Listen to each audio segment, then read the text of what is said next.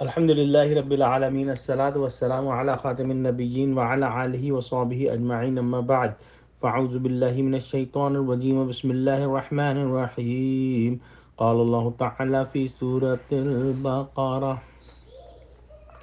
يا أيها الذين آمنوا كتب عليكم الصيام كما كتب على الذين من قبلكم لعلكم تتقون۔ ترجمہ: مومنو، تم پر روزے فرض کیے گئے ہیں جس طرح تم سے پہلے لوگوں پر فرض کیے گئے تھے تاکہ تم پرہیزگار بنو۔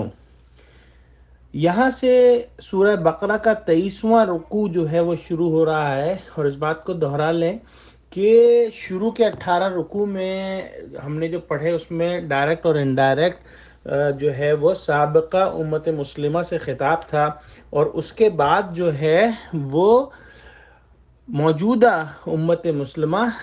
یعنی امت محمدی صلی اللہ علیہ وآلہ وسلم سے خطاب ہے، اور سابقہ امت مسلمہ جو ہیں وہ یہود تھے۔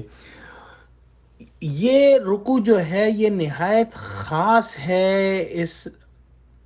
حوالے سے کہ اس رکوع کے اندر 6 آیتیں ہیں، اور روزے کے متعلق جو ہے احکام اس کے اندر آئے ہیں ایک ہی جگہ۔ اللہ سبحانہ و تعالیٰ نے یہ 6 آیتوں کو جو ہے وہ جمع فرمایا ہے، اور یہاں پر جو ہے وہ روزے کے احکام جو ہے وہ آئے ہیں۔ سب سے پہلی بات اللہ سبحانہ و تعالیٰ نے جو یہ فرمائی ہے اس میں کہ امت محمدی صلی اللہ علیہ وآلہ وسلم پر بھی روزے اسی طرح فرض کیے گئے ہیں جس طرح سے دوسری امتوں کے اوپر فرض کیے گئے تھے، اور جو ہے اس کی جو ہے کیا کہتے ہیں حکمت جو ہے اور اس کا فائدہ جو ہے وہ کیا ہے، لعلکم تتقون، تاکہ تم پرہیزگار بنو، تاکہ تم تقوی حاصل کرو۔ اور تقوی کے بارے میں بھی ہم بات کر چکے ہیں کہ تقوی جو ہے ایک ایسی کیفیت کا نام ہے جس میں انسان اپنے آپ کو ہر قسم کے ظاہری اور باطنی گناہوں سے اللہ سبحانہ و تعالیٰ کی محبت اور اس کے ڈر سے، اس کے خوف سے بچا لے۔ اس کی بس ایک ہی جو ہے وہ ٹارگٹ ہو کہ اللہ سبحانہ و تعالیٰ کسی چیز سے ناراض نہ ہو جائیں، اللہ سبحانہ و تعالیٰ کو کوئی چیز بری نہ لگ جائے، اور وہ تمام دنیاوی آسائشوں کو، لذات کو، جو بھی چیزیں ہیں ان سب کو جو ہے وہ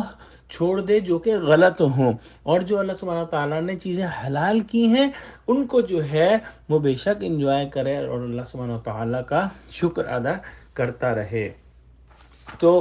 سب سے پہلی چیز یہ سمجھ لینی ہے کہ روزہ جو ہے اس کا جو ہے فائدہ اور حکمت جو ہے وہ تقوی حاصل کرنا ہے، اور وہ کس طرح سے ممکن ہے کہ اللہ سبحانہ و تعالیٰ کی محبت میں جو ہے اور اس کے ڈر سے جو ہے جو چیزیں نفس کو عزیز ہیں، جیسے کہ نفس کو عزیز ہے کھانا پینا، جنسی تقاضے جو ہے وہ پورے کرنا، ان چیزوں سے بچنا ہے اللہ سبحانہ و تعالیٰ کا تقوی حاصل کرنے کے لیے، اور اس سے جو ہے انسان اپنے نفس پر جو ہے وہ کنٹرول حاصل کرتا ہے، اور یہی بیسیکلی تقوی ہے جب انسان اپنے نفس پر جو ہے وہ کنٹرول حاصل کر لیتا ہے، اور یہی طریقہ ہے جس کی وجہ سے جو ہے وہ نفس کا تزکیہ جو ہے وہ کر سکتا ہے۔ ایک حدیث میں آتا ہے کہ آپ صلی اللہ علیہ وسلم سے پوچھا گیا کہ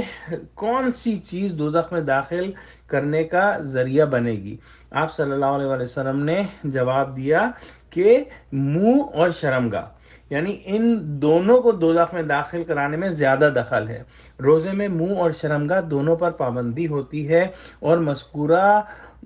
دونوں راہوں سے جو گناہ ہو سکتے ہیں روزہ ان سے باز رکھنے کا بہت بڑا ذریعہ ہے۔ اسی لیے ایک حدیث میں آتا ہے کہ روزہ ڈھال ہے، یعنی گناہ سے اور آتش سے دوزخ سے بچاتا ہے۔